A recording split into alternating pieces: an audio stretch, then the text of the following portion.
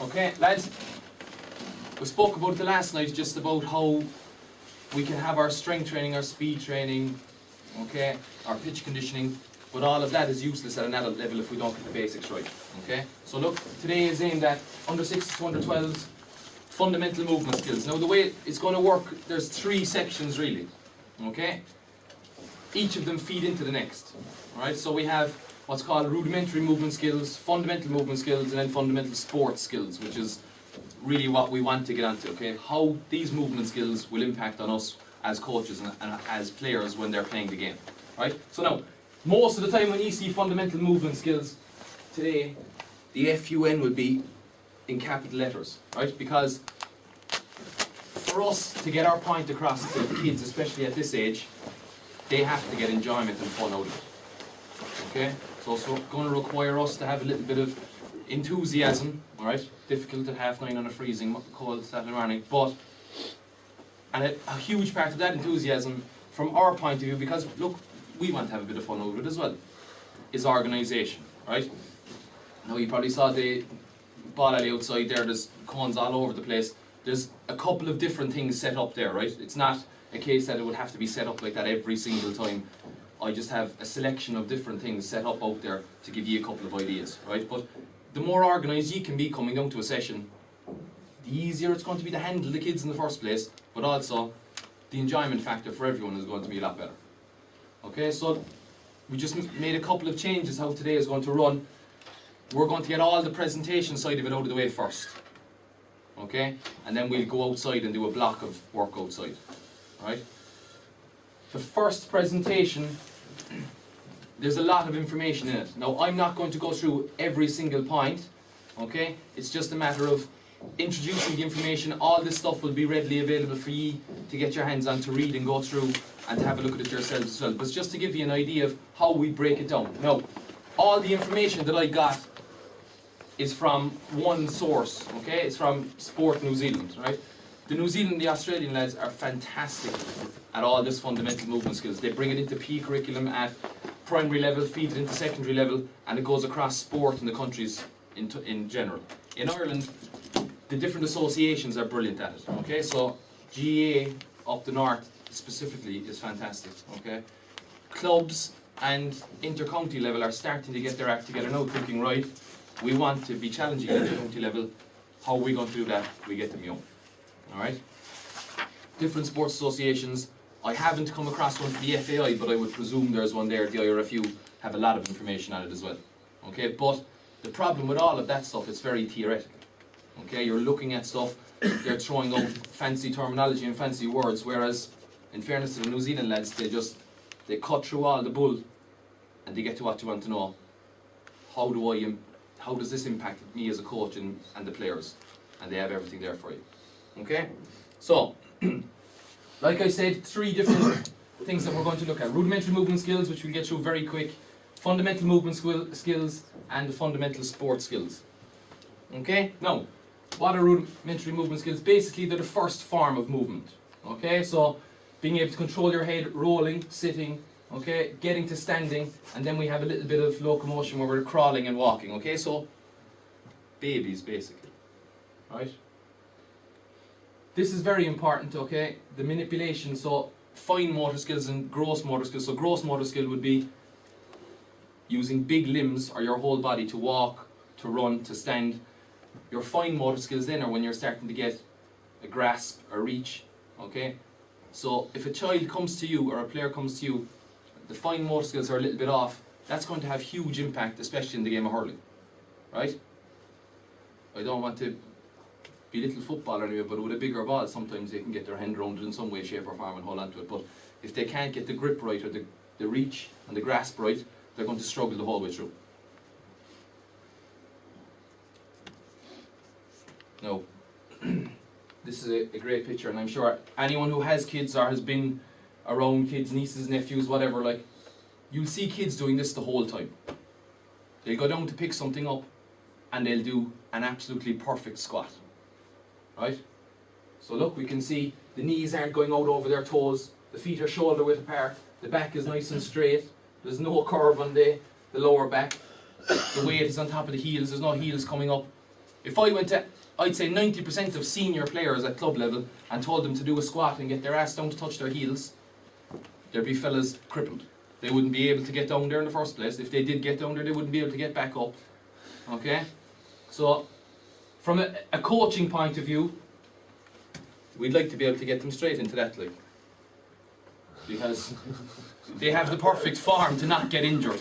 No, obviously, we can't, but look, it's a bit of fun anyway to say to lads, well, look, a child can do it, why can't you do it? And it's all down to, if you don't get the movement skills, like that, obviously that child, very young child, they're at the perfect opportunity then to start feeding information into them from a fundamental movement skills, because the movement is already there. They don't know it's there, but as a coach, we're aware that they're a prime target to get the movement skills into them. Once the squat becomes bad, we're trying to reverse steps to go back again. Okay? So, I'll be shot now if anyone saw that. Okay, so fundamental movement skills. This is an example of a fundamental movement pathway. Okay, so we have an active start into the fundamental movements, into learning to train where fundamental sports skills come in, and you can see the different ages, how it goes up. And I'm sure if you thought about the players that you have, okay, I know this is under 612, but people in here have probably been involved with teams all the way up as far as minor. If you think about the mentality of the players that you have, okay, when they come in first, they want to be active and they want to have fun, okay, so they're going to have fun. You're trying to teach them then to say, right, you have to be on time for training, you have to listen when you're at training, okay? You can't be chatting to your buddy or kicking up the arse while I'm trying to implement something in training. So they're learning how to train then, okay? Once they've learned how to train, basically you're trying to say, look, it's not all about winning, it's all about learning. Okay, so that's what they mean by train to train. As they get towards adult level, so minor and up, you're saying, right, we're training to compete. Obviously, when you're training to compete, you're training to win, which is going to feed into the top one. High performance, the adult teams in the club. You're training to win. Okay, so now, for us, we're concerned about that area down there. Okay, the active start is basically your rudimentary movement skills, which we spoke about. Okay, they're not coming into you until 6. You've no control over what movements they have or haven't before that.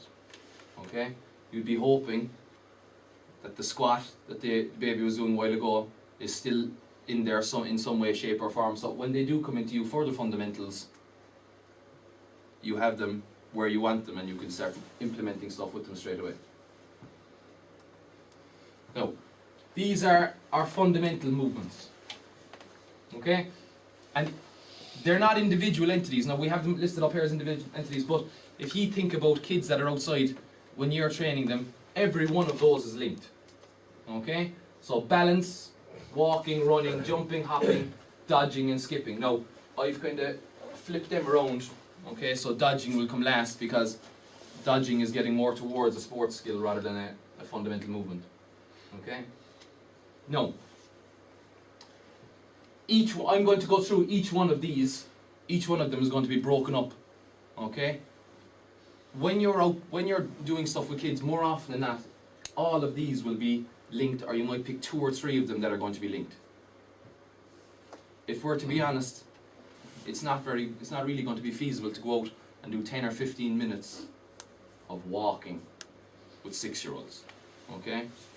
You'd be lucky to get 10 or 15 seconds of walking with 6-year-olds, right? So, obviously, walking will come into it, but we'll have to kind of integrate it with other things inside there as well. Okay? Now, there's 3 different phases of a fundamental movement skill: the discovering phase, developing phase, and the consolidating phase, right? So, in the first phase, discovering, can they balance? How many different ways can they balance? What is their understanding of balance? Okay, their understanding of balance at a young age might just be able to stand still. Right? Can they balance on one leg? Can they balance on one leg and one hand? Okay? The relevance to the game, if they don't have balance, running is going to be an issue, like I said last week, if their balance isn't right, they're not going to be able to run up a straight line. Okay, so God only knows where they're going to end up going. If their balance is off, and it might be off on one side rather than both sides, it could feed into movement issues from the point of view of injuries down the line. Okay, because as they're growing, if their balance isn't right, injuries will occur. Okay? Developing, so if their understanding of balance is good, or if their awareness of balance is good, developing then is, right, putting a bit more pressure on them. How many different ways can they balance? Right? Can they balance with a partner? Can they bring a ball into play, keep control of the ball while they balance? Okay? Consolidating phase is basically how these balances will be used from a sports point of view. Right? So, obviously when you go out with the kids, you're not going to say to them, right, today we're going to discover balance. Once we've discovered the balance, no, we're going to start developing it. Okay? It's basically information for you. Okay, so if you have a read off that there, lads.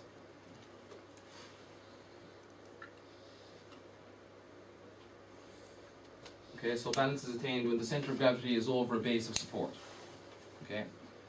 Two types of balance, static and dynamic. Okay, static balance when you're standing, when you're still. Dynamic balance is when you're moving. Okay? Discovering phase. Right? Now, for each of the balance, walking, running, I have the discovering phase characteristics, development phase characteristics, and also the consolidating characteristics up there. The way I'm going to run it, instead of me standing here just reading them out to you, I'm going to leave it on the screen for a minute or two. If anyone has any questions that pop up from any of it, if the understanding is there, we'll feed questions. If not, we'll just keep going.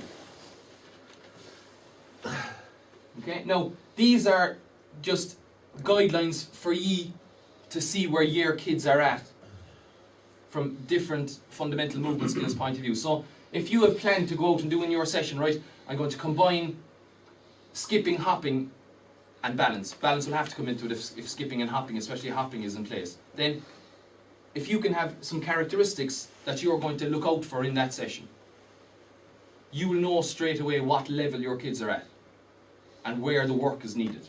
Okay? So all of these children tend to look down at their feet. If it's a case that you're doing balance work and all the kids are able to make eye contact with you, then they're basically out of the discovering phase. Okay? You'll find more often that they do want to look at their feet, even though the foot won't move without them knowing it. They're still afraid in case it does its own thing and goes away off and so, right? So all of this stuff is for you to be able to see where the kids are at.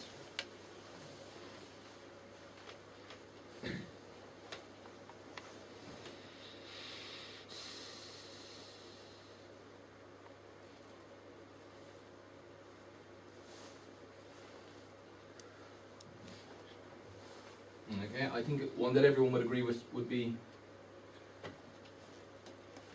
if you shout at kids, okay, we're going to jog around for 10 seconds, on the whistle, we're going to single leg balance. Every right-legged kid will go straight to the right leg and every left-legged kid will go straight to the left leg. Okay? It's a comfort thing for the kids, but also because it's their dominant leg and they're so used to doing everything on the dominant leg, it's going to get overworked. Okay?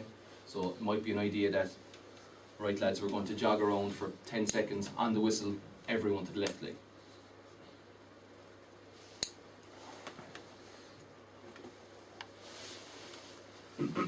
Okay, consolidating phase. It's going to be difficult to get the very young kids anywhere near any of this stuff. Okay, any of the consolidating phases in most of them, because they're obviously developing, but some of them will be only discovering. Right? Some of them would never have been told to just stand on a single leg for a prolonged period of time. None of them would have been told, right lads, you've 2 minutes to come up with as many balances as you can in pairs. Right? It's not. Unless it's done from a PE point of view in school, it's just not done. Right? If kids are sent out to play, you can get them off the PlayStations and phones and iPads. They're just told, get out and play with them. Don't care what you do once you're out running around.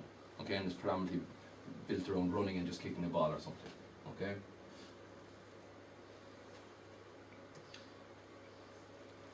walking. Now obviously we'd be able to go through walking very fast because you're going to assume that every kid comes down to you can walk in a straight line, right? But obviously if there are issues with walking, it's going to feed into everything else, okay? We'll go through it quickly. Walking pattern is bouncy or jumpy. You'll notice a lot of kids, and like it's up here as bouncy, but I wouldn't be too concerned if a child is walking and they have a bit of a bounce in their step, okay?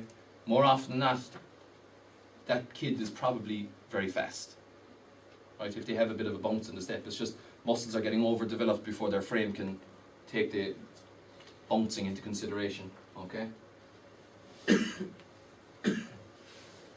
Developing phase, you'll notice with kids that are bouncy, and like I said, they more often than not they are fast runners. If they're bouncy, as their body begins to adapt to their muscles, it becomes less bouncy, okay? And you'll notice those kids look a lot more sturdy on their feet.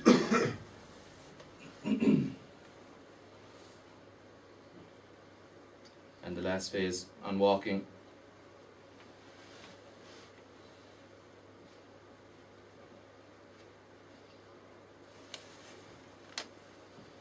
Okay.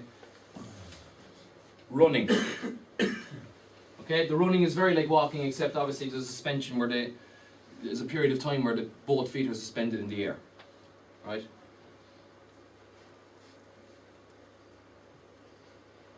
Now, I spoke last week about if you're doing speed work and we're looking at marching, okay, with opposite arm, opposite leg, an awful lot of kids are still trying to run with same arm and the same leg, right? So if you're setting up to do a relay, or if you're just saying, right, on the whistle we're going to sprint, try and catch your partner, even if it was a game of chasing, more often than not kids will set up like this, and they can't understand when they go to run that they go to one side, okay, or they start this way and they can't understand why they go to this side. It's because it comes back to balance, but the mechanics of their running is off, so they're still trying to discover where their arms go in relation to their legs when they're running, okay? So it's up to us, like I said last week, going back to about warm-ups, cues, very easy. Opposite arm, opposite leg can be shouted to kids throughout a session. If your focus from a fundamental movement point of view was on running, that should be shouted, I'd say, about 50 or 60 times during a session, because kids will straight away set up this way and they can't get the coordination right, okay? Stiff arms, okay? Now, if anyone here has ever watched anyone sprinting, right? Obviously sprinters are the highlight, but even young kids that sprint, okay? The faster kids, their arms look like jelly, okay? Look like they've no control over it. It just means that they're so relaxed from shoulders to wrist that they have the fluidity of movement, okay? If you got two 6-year-olds out to race each other and you said, right, whoever wins now, we'll take you to the shop, you can pick out whatever you want. They'll be so pent up to win that even if they do get into the right frame, they close the fist and the whole arm wants to go. So the first thing they'll do is they try to run with the arms. Stiff arms, strong arms, and it slows everything down. Okay? So it's definitely something that needs to be aware of, that when you're running, it's not just all about the legs. Okay, the upper body comes into play as well. Okay, developing phase.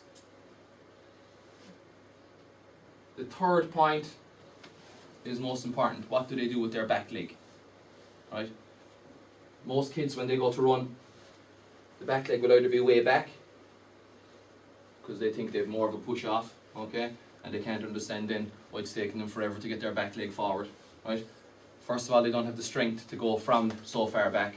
But second of all, if it's too far back, they have the hope of getting off the ground.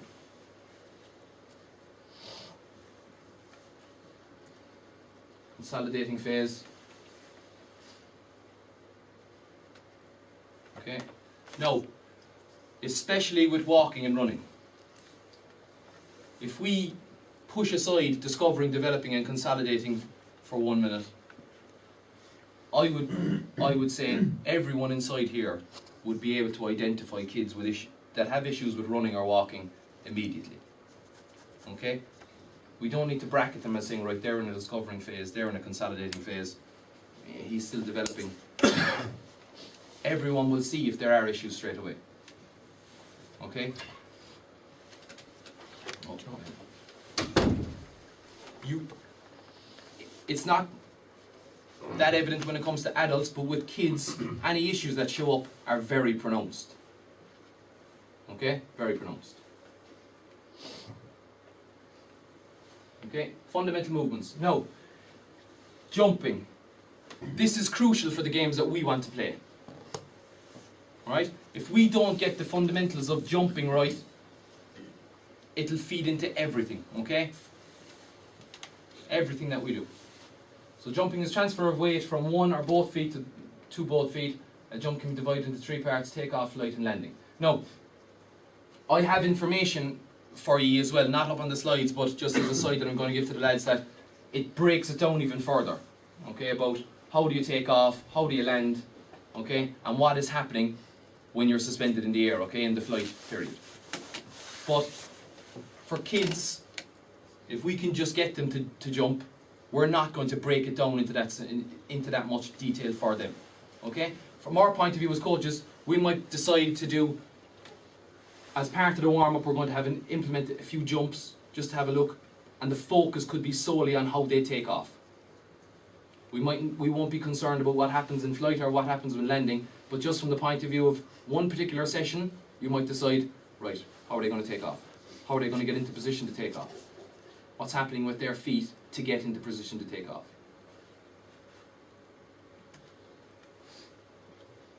Okay, obviously when we're jumping, we could be jumping for height or jumping for distance. Now, if we bring everything back to the games again, more often than not, we're jumping for height. Okay, there isn't going to be a situation, if the ball breaks over there, I'm not going to try and jump at it. Right? I'm going to try and get there as fast as I can, running, walking. Okay? Jumping for height, fielding the ball. Okay, whether it's football or hurling, jumping for height is the predominant jump that we'll have in the game. Okay? So if we just concentrate on jumping for height for the time being, the discovering phase, can they prepare themselves to jump for height? Okay? To jump for height, more often than not, you have to go down before you go up. Okay? Called a counter movement. Okay? Kids, they can't get that. Okay? They'll stand still. The first thing they'll do is they'll try and jump up. Okay? They can't get off the ground. They're wondering why they can't get off the ground. Okay? As they develop, and we get into the developing phase, the counter movement comes into play a little bit more. Okay? So the knees bend slightly, which allow them to get that spring effect to get up off the ground. Okay? Children take off with both feet. The arms come into play. Now, if we're introducing jumps to kids about height, if we're saying, right, we'll jump as high as we can, I wouldn't be concerned for the time being about getting the hold of the hurley, right? Because they want to be able to use their arms. Okay, the arm swing is going to play a huge part in how high they can get. If you take the arms out of the situation, you're relying solely on their legs to do the work. And more often than not, kids just don't have the power in the legs to be able to get off the ground when you take the arms out. You just have 2 feet Colin the whole time. Yeah, I would, yeah. Yeah. And like, there's no reason, like, to vary it up and just to bring in a little bit of fun for the lads again, there's no reason why we can't do the jumping for distance. You know, there's no reason why you couldn't finish off a warm-up or finish off a session to say, right lads, everyone in a straight line, we're going to get 3 jumps, who can get the furthest? You know, again, you could be looking at specifics of what they're doing with their arms and their legs. All they're concerned about is beating their buddy next to them, so they're going as hard as they can. Okay? It's fun for them. Probably a bit fun for you as well to see, you know, how far they can get without landing on their arse, but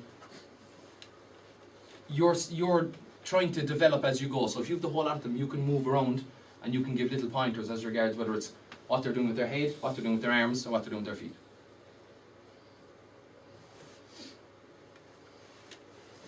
Okay, so once kids come proficient at jumping with 2 legs, obviously you can vary it up then. Alright, we're going to 1 leg, right?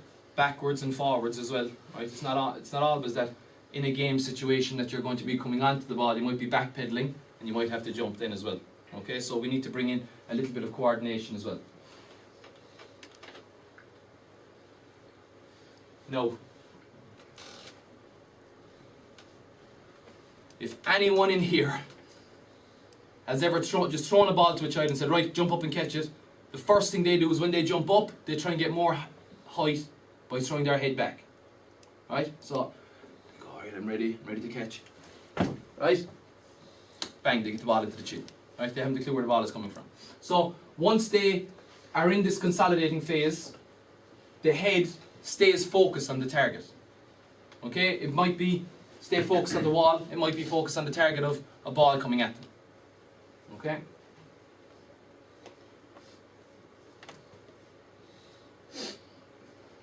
Hopping. Alright? Springing action that involves taking off from one foot and landing on the same foot. Now, taking off from one foot, landing on the same foot, we can always develop that on. More often than not, kids will be able to hop on their strong leg, no problem. So they'll be able to take off on their strong leg, they'll be able to land on their strong leg. Can they take off on their strong leg and land on their weak leg? Okay? So, discovering phase, body is upright, very little height or distance is achieved and hop. Children lose balance easily. So again, you can see how we're starting to bring the other fundamental movements into this, right?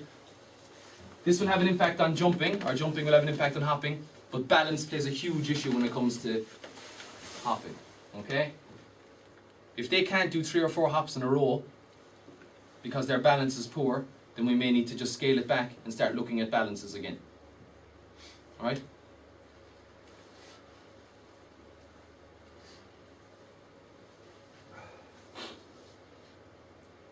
Okay, so again we can see balance is coming in, balance is poorly controlled. But in the developing phase, they're able to string a few more hops together. Okay, they're able to string a few more hops together, but also they have that little bit more body control as well.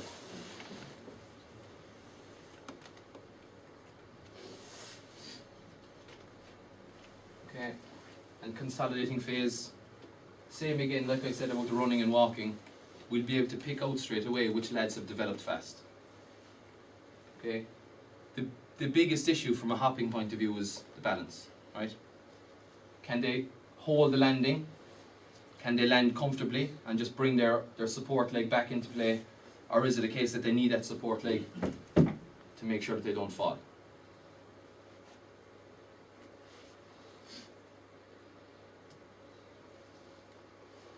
Two left now, lads. We're nearly there.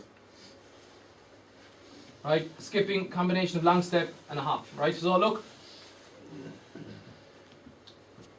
skipping is a great one to be able to see what's going on with their arms, right? Because it slows down the movement of running. Okay, and it really makes the kids concentrate on what's happening opposite arm, opposite leg. When they're running, it can all happen very fast, and they can do it instinctively without having to think. If you're skipping, it really makes them focus on their coordination.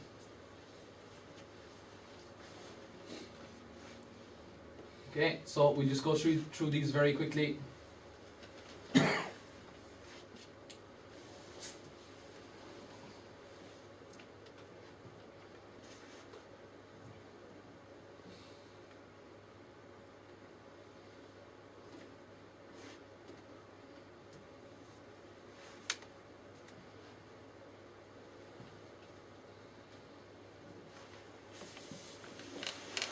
Okay, and now, the big difference between the developing phase and the consolidating phase is how they land on their feet. Okay, if kids are landing very flat-footed, it's going to have a huge impact on how they run. Because if they're flat-footed when they're running, it's going to be very difficult to start moving that onto some agility work where they're changing direction. Once they're in this phase, where children are landing on their toes, we have them where we want them, because once they're landing on their toes or the ball of their foot just behind their toe, it's the optimal position for the foot to strike the floor to be able to increase your speed, decrease your speed, but change of direction as well. You're doing ball work then, Colin, open your toes and stuff. Should we be getting from 6 to be on their toes the whole time, or is it just, or is that a like, Is it the wrong way of doing it? no, it depends.